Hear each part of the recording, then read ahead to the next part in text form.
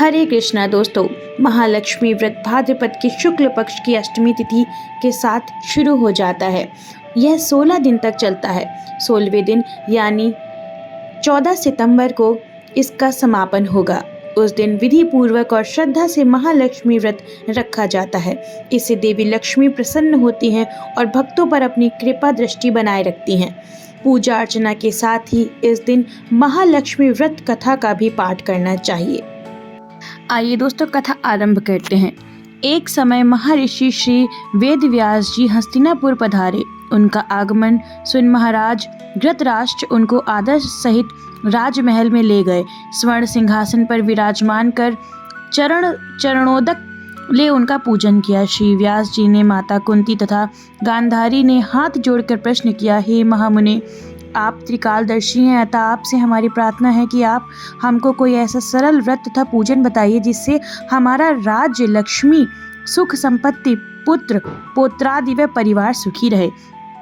इतना सुन श्री वेद व्यास जी कहने लगे, हम एक ऐसे व्रत का पूजन व वर्णन कहते हैं जिससे सदा लक्ष्मी जी का निवास होकर सुख समृद्धि की वृद्धि होती है। यहाँ श्री महालक्ष्मी जी का व्रत है जिसे प्रतिवर्ष अश्विन कृष्ण अष्टमी को विधिवत किया जाता है।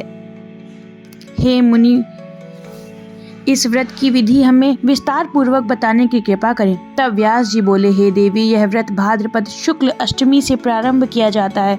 इस दिन स्नान करके 16 सूत के धागे का डोरा बनाएं, उसमें 16 गांठ लगाएं, हल्दी से पीला करें, प्रतिदिन 16 दूब व 16 गेहूं डोरे को चढ़ाएं। अश्विन कृष्ण अष्टमी के दिन उपवास रखकर मिट्टी के हाथी पर श्री महालक्ष्मी जी की प्रतिमा स्थापित कर विधि पूर्वक पूजन करें। इस प्रकार श्रद्धा भक्ति सहित महालक्ष्मी जी का व्रत पूजन करने से आप लोगों की राज्य लक्ष्मी से सदा अभिवृद्धि होती रहेगी। इस प्रकार व्रत का विधान बताकर श्री वेद व्यास जी अपने आश्रम को प्रस्थान कर गए। इधर समय अनुसार भाद्रपद शुक्ल अष्टमी से गांधारी तथा कुंती अपने अपने महलों में नगर की स्त्रियों सहित व्रत का आरंभ करने लगी। इस प्रकार 15 दिन बीत गए। 16वें दिन अश्विन कृष्ण अष्टमी के दिन गांधारी ने नगर की सभी प्रतिष्ठित महिलाओं को पूजन के लिए अपने महल में बुलवा लिया। माता कुंती के यहाँ कोई भी महिला पूजन के लिए नहीं आई। साथ ही माता कुंती को भी गांधारी ने नहीं बुलाया। ऐसा करने से माता कुंती को बड़ा अपमान समझा। उन्होंने पूजन की कोई तैयारी नहीं की एवं उदास होकर बैठ गईं। जब पांचों पांडव युधिष्ठिर, अर्जुन, भीम, नकुल और सहदेव महल में आए तो कुंती को उदास देखकर पूछा, हे माता, आप इस प्रकार उदास क्यों हैं? आपने पूजन की तैयारी क्यों नहीं की? तब माता कुंती ने कहा, हे पुत्र, आज महालक्ष्मी जी के व्रत का उत्सव गांधारी के महल में मनाया जा रहा है। उन्होंने नगर के समस्त महिलाओं को बुला लिया और उसके 100 पुत्रों ने मिट्टी का एक विशाल हाथी बनाया, जिस कारण सभी महिलाएं उस बड़े हाथी का पूजन करने के लिए गांधारी के यहाँ चली गईं, लेकिन मेरे यहाँ नहीं आई। यह सुनकर अर्जुन ने कहा, हे माता, आप पूजन की तैयारी करें और नगर में बुलावा लगवा दें कि हमारे यहाँ स्वर्ग के ऐरावत हाथी की पूजा होगी। इधर माता कुंती ने नगर में ढिंडोरा पिटवा दिया और पूजा की विशाल तैयारी होने लगी। उधर अर्जुन ने बाण के द्वारा स्वर्ग से ऐरावत हाथी को बुलवा लिया। इधर सारे नगर में शोर मच गया कि कुंती के महल में स्वर्ग से इंद्र का ऐरावत हाथी पृथ्वी पर उतरकर पूजा जाएगा। समाचार को सुनकर नगर के सभी नर नारी, बालक एवं वृद्धों की भीड़ एकत्र होने लगी। उधर गांधारी के महल में हलचल मच गई। वहां एकत्र हुई सभी महिलाएं अपनी अपनी थालियां लेकर कुंती के महल की ओर जाने लगी। देखते ही देखते कुंती का सारा महल ठसाठस भर गया। माता कुंती ने ऐरावत को खड़ा करने हेतु अनेक रंगों के चौक पुरवाकर नवीन रेशमी वस्त्र बिछवा दिए। नगरवासी स्वागत की तैयारी में फूल, माला, अबीर, गुलाल, केसर हाथों में लिए पंक्तिबद्ध खड़े थे।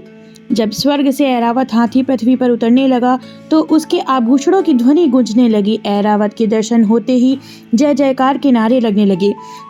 सायंकाल के समय इंद्र का भेजा हुआ हाथी ऐरावत माता कुंती के भवन के चौक में उतर आया। तब सब नर नारियों ने पुष्पमाला, अबीर, गुलाल, केसर आदि सुगंधित पदार्थ चढ़ाकर उसका स्वागत किया।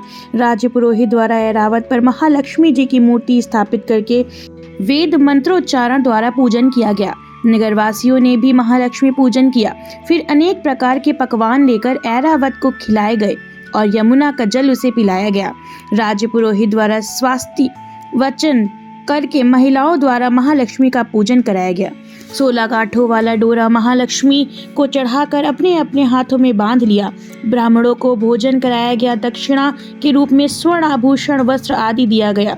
तत्पश्चात महिलाओं ने मिलकर मधुर संगीत लहरियों के साथ भजन कीर्तन कर संपूर्ण रात्रि महालक्ष्मी व्रत का जागरण किया। दूसरे दिन प्रातः राज्य पुरोहित द्वारा वेद मंत्रोच्चारण के साथ जलाशय में महालक्ष्मी जी की मूर्ति का विसर्जन किया गया। फिर ऐरावत को विदा कर इंद्रलोक में भेज दिया गया। इस प्रकार जो स्त्रियां महालक्ष्मी जी का विधि पूर्वक व्रत एवं पूजन करती हैं, उनके धन धान्य संपत्ति से पूर्ण रहती हैं तथा उनके घर में महालक्ष्मी जी सदा निवास करती हैं। इस व्रत को अवश्य करें तथा अंत में बोले महालक्ष्मी नमस्तुभ्यम सुरेश्वरी हरिप्रिये नमस्तुभ्यम दयानिधे। राधे राधे दोस्तों, चैनल को सब्सक्राइब करें।